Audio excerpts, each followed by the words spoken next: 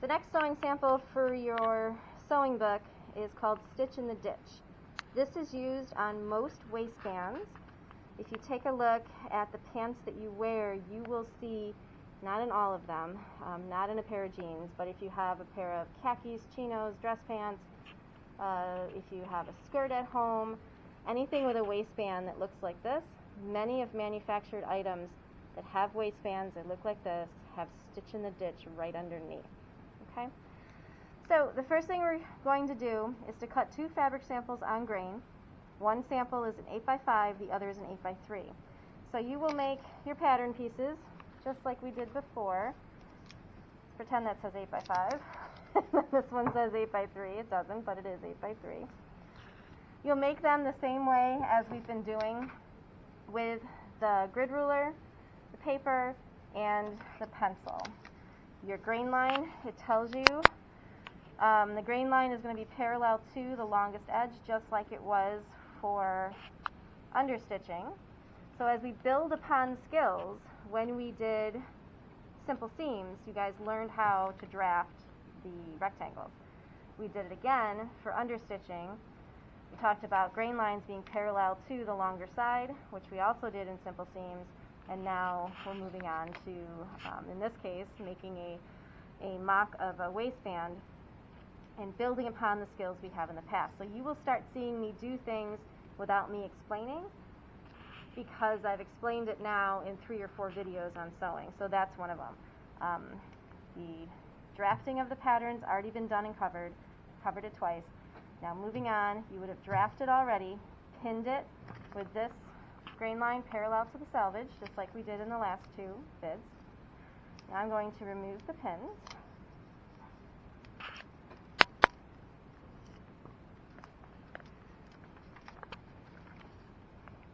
It says, using a 5/8 inch seam allowance, sew together the sample along the 8-inch side. I didn't tell you to pin them together, but at this point you should know that whenever you are being asked to sew, you are pinning right sides together unless otherwise stated. So remember patchwork, you put the pretty sides facing the ceiling, close it like a book, and then pin it along, in this case, the 8-inch side. And then I'll stitch this at 5/8. When it comes to designing clothes, the directions that we read are technical directions, and they leave out steps that they assume that the sewer already knows.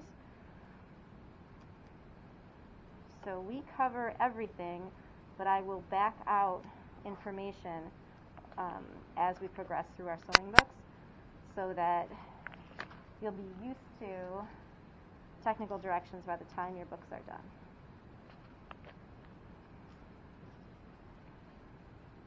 Okay, now I'm going to stitch this at 5/8. So like this time, I'm not going to remind you to back stitch 3, forward 3, back 3. I'm just going to do it.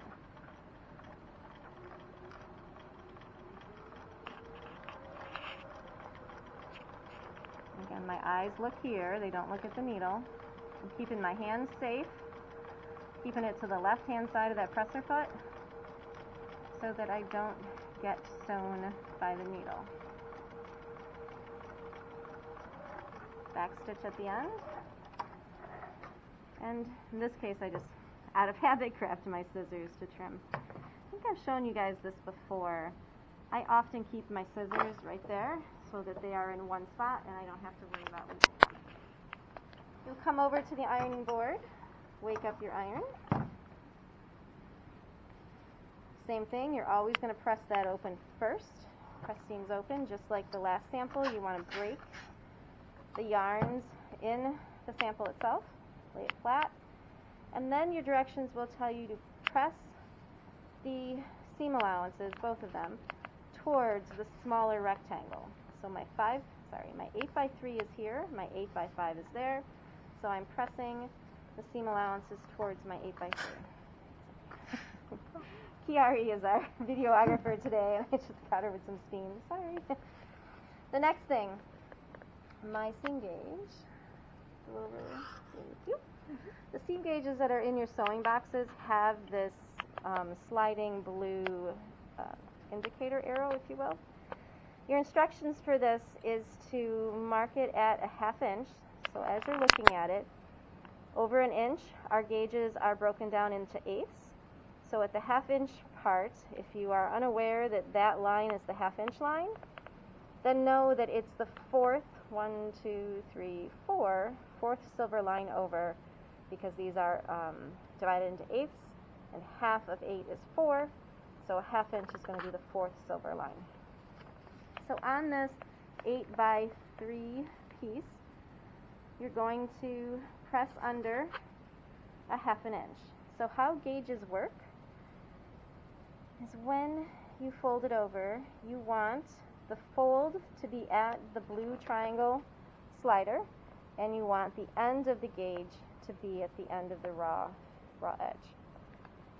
The more accurate you are along the way, the better your sewing will be. So what I do is I set it, I put my finger on it, and then just press the tip of the iron right on the part that I measured. So I know that's good. If we're on grain, we can literally fold it over and just give it a little bit of pressure, and the whole thing should fall at a 1/2 inch. Just going to double check. There it is, right at a 1/2 inch. And then over here, a little bit off. Right at a 1/2 inch. There. Bring the iron in and press. The next step is to take that folded edge, right here, bring it past, well, first I want to show you to bring it to the stitching. Now we want to bring it just 1/8 of an inch past it. And that's something your eyes should be able to tell you. Again, if you move it up to the stitching and then gently move it past about 1/8 of an inch, it's just a little bit. You're covering up those stitches. And then bring the iron back again and press it. Visually speaking, that waistband, because that's what you're making, it's a waistband, should be equal distant right from here, from the fold to the fold and the fold to the fold. So you can check that. Here it's 1 inch, and you can, from the edge to this edge, I just move the slider over. I've got 1 inch, and then here it should be 1 inch as well. And it is. The next step is to flip this over, and you're going to insert your pin into the crevice or the ditch where these two pieces were joined together, and then push it up through the waistband. By doing that, the first part of the pin will go through the waistband, and the second will come back out through the waistband. Again, right in the ditch and over. Pins should be about a finger distance apart, about. I suppose that's relative to the size of finger, but hopefully you're getting the gist by now.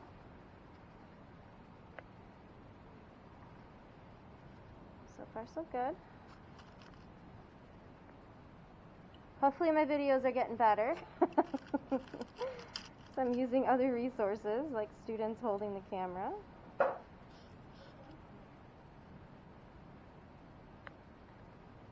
again, I'm putting it right in the crevice, and it's coming through just inside the waistband on the other side. Pin just went flying.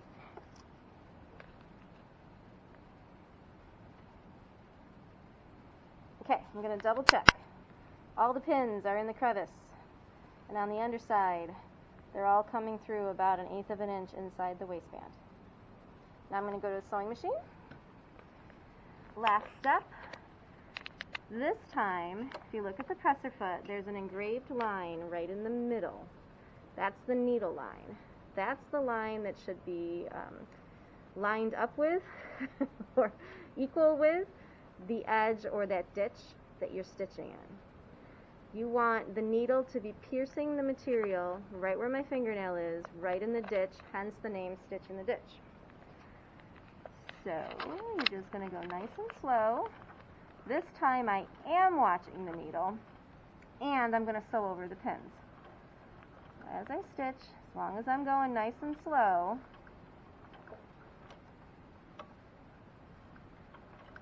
I can go over those pins. I'm watching that the needle is going through the ditch in that crevice.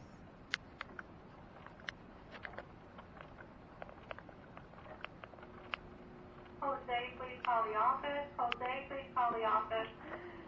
That proves I'm at school in the video. And if you're sewing over pins, you should be going as slow as I'm going. If the machine hits a pin, if the needle hits a pin, the machine will stop and you won't be at risk for being injured by a broken needle.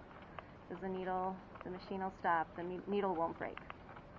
If you go too fast over the pins and you hit a pin, the needle will break and pieces could go flying.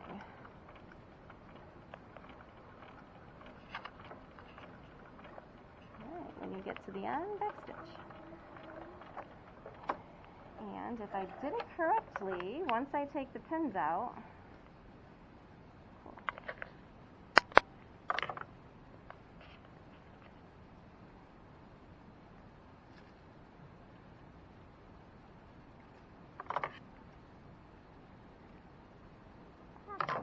once you take the pins out, oh my goodness,